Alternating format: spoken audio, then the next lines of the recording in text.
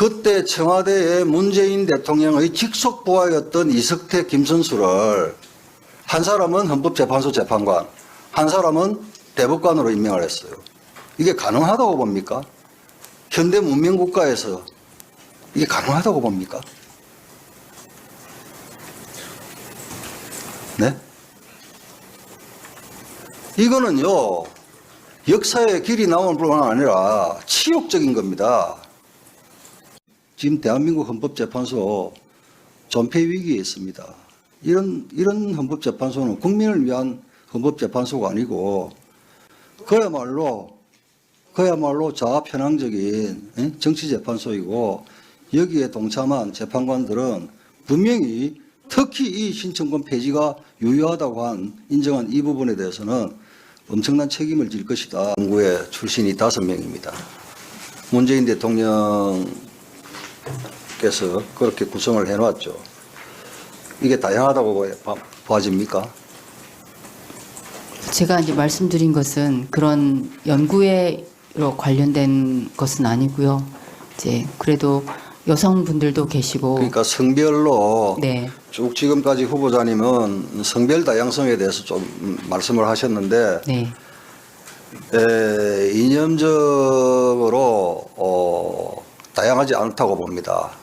예? 이번 검수완박법 최종 결정에서도 그게 여실히 드러났죠. 그래서 이래서는 안 된다. 그런데 문재인 정부 당시에 이 헌법재판소와 대법원을 완전히 망쳐놨어요. 대표적인 게 이석태 재판관과 김선수 대법관이에요. 이해가 됩니까? 그 후보자께서는 그게 용납이 됩니까? 이석태 재판관과 김선수 대법관 임명에 대해서 이해를 하시고 그럴 수 있다고 봅니까? 제가 어떤 답변을 드리기 어려울 것 같습니다. 그거는 그 선량한 국민의 상식에서도 답변을 못할 이유가 없어요. 왜냐? 문재인 대통령께서 노무현 대통령 당시에 민정수석과 비서실장을 했어요. 그때 청와대에 문재인 대통령의 직속 부하였던 이석태, 김선수를 한 사람은 헌법재판소 재판관, 한 사람은 대법관으로 임명을 했어요. 이게 가능하다고 봅니까? 현대 문명국가에서 이게 가능하다고 봅니까? 네? 이거는요, 역사의 길이 나오는 뿐만 아니라 치욕적인 겁니다. 있을 수 없는, 있어서는 안 되는 그런 행태를 보였고, 그래서 헌법재판소가 오늘의 이 지경에 이랬고, 김명수 대법원 체제가 국민적 신뢰를 땅바닥으로 떨어뜨린 원인이 되는 거예요. 아시잖아요. 국민들께서 내 재판을 담당하는 판사가 우리 법이냐, 국제인권법이냐, 아니냐에 따라서 대응을 달리한다는 거 아닙니까?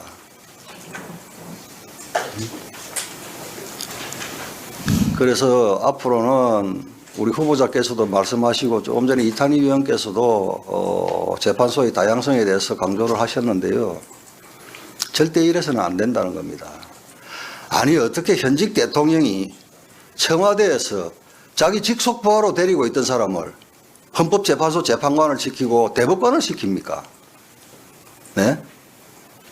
아예 노골적으로 대법원과 헌법재판소를 정치화시키려고 노골적으로 작심하고 버려놓은 행태입니다. 결정을 가지고 대통령과 한동훈 장관께서 사과를 해야 한다, 또는 한동훈 장관을 탄핵해야 한다. 그러면 작금의 이재명 대표는 뭘 해야 합니까? 뭘 해야 한다고 생각합니까, 장관님? 네? 재판과 수사에 성실히 응해야 한다고 생각합니다.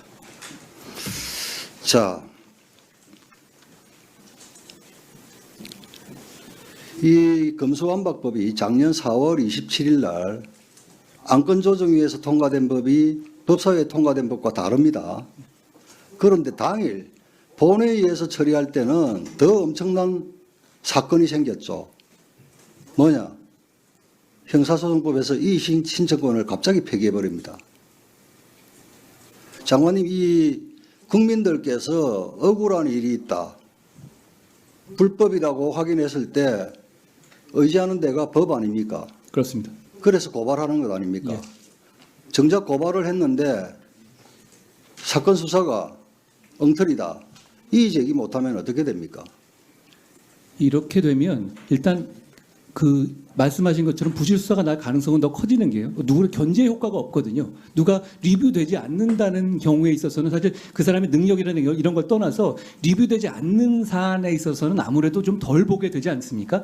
그런 구조적 이유로 그동안에 검찰이 리뷰하도록 해놓은 것인데 그 과정을 아무런 이유 설명 없이 없앤 것이고, 그 피해가 말씀하신 것처럼 공익고발이라든가 장애인이라든가 아동에게 집중돼서 더 문제라고 생각합니다. 자, 그러한 리뷰 절차를 아예 갖지 못하도록 하는 나라가 있습니까? 저는 없다고 봅니다. 자, 그렇다면 이 대한민국 헌법재판소는 이게 실질적으로 엄청난 위헌이거든요. 그렇지 않습니까? 저는 이 부분에 대해서가 위헌이라는 점에는 대단히 많은 분들이 법률가들이 공감할 거라고 생각합니다. 그러니까요. 그런데 뭐 꼼수 탈당이든 가전 꼼수 탈법을 저지르고 이렇게 절차적 민주적 정당성을 결여한 이런 법에 대해서 이 법이 무효가 아니다, 이렇게 하는데 그 속에 들어가 보면 수사 주체가 누구냐 이런 것도 중요하지만 이 신청권을 폐지한 이 법을 유효하다고 헌법재판소가 확인을 한 거예요. 맞죠? 그렇습니다. 이게 과연 대한민국 헌법재판소라고 볼 수 있습니까? 저는 국민들이 저희는 국민을 대신해서 피해를 막기 위해서 대신해서 헌법소송을 한 것인데, 헌법소송에서 차라리 이게 맞다라고 하면 모르겠는데요, 실제 판단을 아예 안 하겠다고 한다면, 답을 하지 않겠다고 한다면 이런 중요한 헌법적 질문에 대해서 어디서 답을 드려야 할지 국민들께서 상당히 안타까워하실 것 같습니다. 그러니까요.